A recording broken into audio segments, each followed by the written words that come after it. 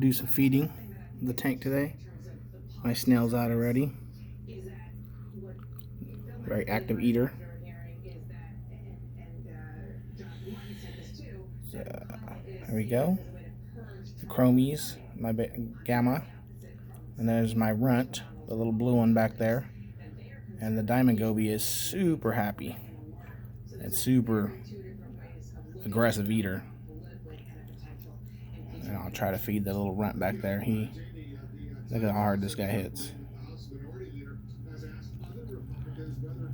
My coral banded shrimp. Very nice addition to anybody that has a miniature reef. I picked very safe mini reef fish and creatures. I have a couple emeralds, tons of turbo snails, probably about 4 of them in there. Everybody's pretty peaceful for the most part. Oh, look at that snail. He's over there moving stuff around. That's pretty wild. She has not said how she's going to vote tomorrow, but if you look at her Twitter feed, she posted something the morning of January 6th. I just did a water change. This is a 12 gallons, so I do probably a gallon and a half to 2 gallons. I mean, I think the displacement's different. It's not a true 12 gallons because of the amount of rock and substrate I have.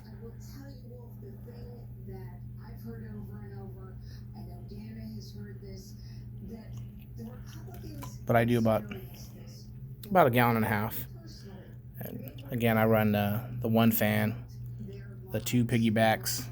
I'll go into what I use to keep my nitrates and my pH and everything else so in alignment.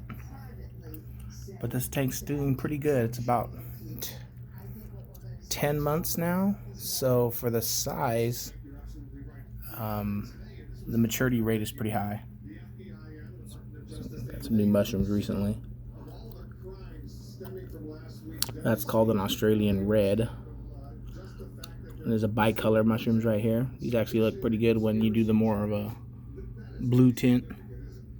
Depending on your light setting, I have used a Fluval Mini. It's I think it's a 12 watt, so it's not too powerful, but it's enough for clearly for like stuff as mushrooms and frog spawns and I use candy cane. And I have a carpet anemone that still doesn't have any footing. So, but anyway, here's the tank. Pretty simple. Went by the safe playbook. Everybody in here is pretty safe. Everybody has a purpose. Snails clean. The goby sifts. He scavenges. The coral banded shrimp. It will eat whatever these guys don't eat, which is how this tank stays so clean. So it's not an accident. It's a lot of research. Takes good stewardship to maintain a mini reef or any fish tank in period, particularly these smaller ones. These are more like underground gardens with caretakers, and that's what the hobby's all about. And these are all tank raised species, which I'm more of a fan of now. I used to have a reef tank about 20 years ago. Much different back then. A lot of majority of the fish were wild caught. Look at this guy, it's pretty aggressive. Did you see that? He doesn't like people coming in his domain. But these guys were supposed to be shy. He's not really shy. He's more aggressive. His little antennas, if they get messed with, he's going to have something to say about it. So, at this point, everybody's got their own little personality, including this guy, who I've hand-fed in other videos. See, there he goes, the diamond's nipping at him.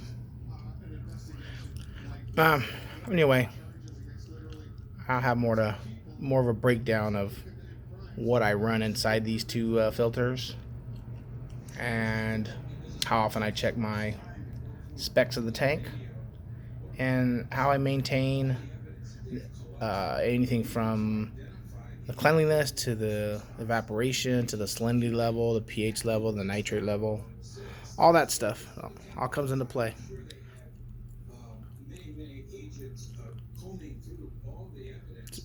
Starts with the right crew. This is a pretty solid crew, except for my runt. Feel bad for him. That's the runt. You look at this one, see the difference.